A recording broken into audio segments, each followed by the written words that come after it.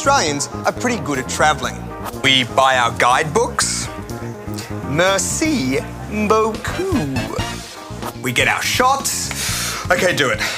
No, I can do it! We even wrap our bags in plastic to keep the contents crisp and fresh. But if there's one thing we're not good at, it's keeping track of our data usage while we're overseas. Tony Windsor has been stung, Communications Minister Malcolm Turnbull has been stung, and so has Stephen Yarwood, the Mayor of Adelaide. Maybe I shouldn't have ended on that one. Until quite recently... Excuse me, sir, you need to switch that off. Why? We couldn't afford a real plane. We're shooting this at the ABC. I know, we're trying to record at the movies. Oh. Sorry, Margaret. Sorry, David. Until quite recently, it was staggeringly easy to rack up a bill of thousands of dollars. Check this out. Just last year, the major telcos were charging insane base rates for their pay-as-you-go overseas data. This meant that just watching a 2-minute YouTube clip could break the bank. And this would lead to bill shock. $1,800 bill. A $5,000 bill. To a phone bill of $25,000. Which would lead to consumer outrage, which would eventually lead to the CEO of Optus, Kevin Russell, summarising the telco's billing practices with this business jargon. It's just crap. But now, things are finally changing. The big three telcos have all introduced new pricing schemes, each with their own degree of consumer friendliness. Vous savez quelque chose à déclarer? I have nothing to declare, except that even with these new plans, it can still be confusing working out how to keep data costs down while travelling. Oh, also, this sack of cane toads. Vodafone were the first to take the leap, proudly announcing that Vodafone moves to end international roaming rort. And I suppose we should be grateful to Vodafone, in the way that you'd be grateful to someone who'd been punching you in the face for a decade if they announced that they had moved to end the face-punching rort. So now all the major telcos have drastically dropped their roaming rates. Vodafone now has a flat rate of $1 per megabyte. At Optus, they've split the world into 2 different zones, and you'll pay 50 cents or $1 a megabyte, depending on where you find yourself. And over at Telstra, they've cut the cost of roaming by up to 80%. Which means now they're only 3 times more expensive than their nearest competitor. And it's not just about roaming rates. The telcos have introduced other ways of keeping your costs down while travelling. At Vodafone, they'll let you use your domestic plan overseas for just $5 a day. And at Optus, it's a roaming revolution! A roaming revolution. Man, the Arab Spring and now this, what a time to be alive. Optus have brought in Optus Travel, where for $10 a day in these countries, you get 50 megabytes of data plus unlimited calls and texts. Now, the difference between this plan and Vodafone's is that it's additional data on top of your already existing plan.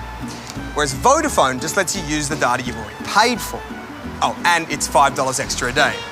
Le taxi! Bonjour. Now over at Telstra, they offer these data packs at a rate of 23 to 29 cents a megabyte. The important thing to remember about these packs, though, is that once you go over your allocation, you're back to $3 a megabyte, which means that it would cost you $31 to watch this.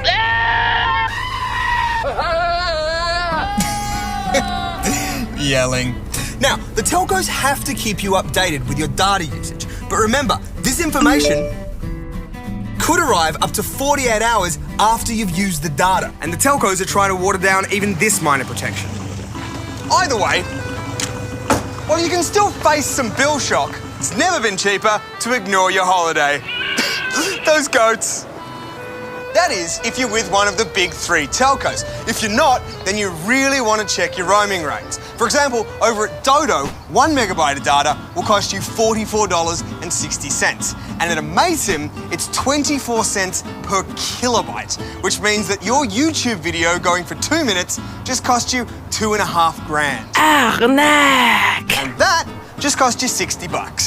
Now, to be fair to Amaysim, they're not exactly being cagey about this. They told us, using data with us in another country is the most expensive thing you could ever do overseas. I strongly recommend not to. Oh, Ben, this is so extravagant. Not only that, I have Amaysim Global Roaming on. Yelling goat.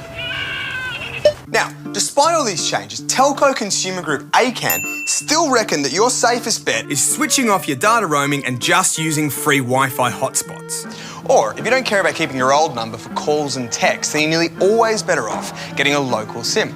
Alternatively, you can get a data-only SIM for your tablet for as little as $9 a month that comes with a gigabyte of international data. But remember, if you are going to travel with your phone, it's not just data costs, but call costs too. The important thing, though, is that you do something. Even with these new base rates, it's still fairly easy to rack up a decent bill if you haven't signed up for a data pack or a scheme like Vodafone's. In fact, just watching this informative segment in HD for some reason would cost you this much, which I think we can all agree would be very unfortunate as well as extremely ironic. And don't forget, You can always Fight the bill. But if you really want to save money while travelling overseas, just get one of these green screens. You can go anywhere you want. Let's do Hawaii next.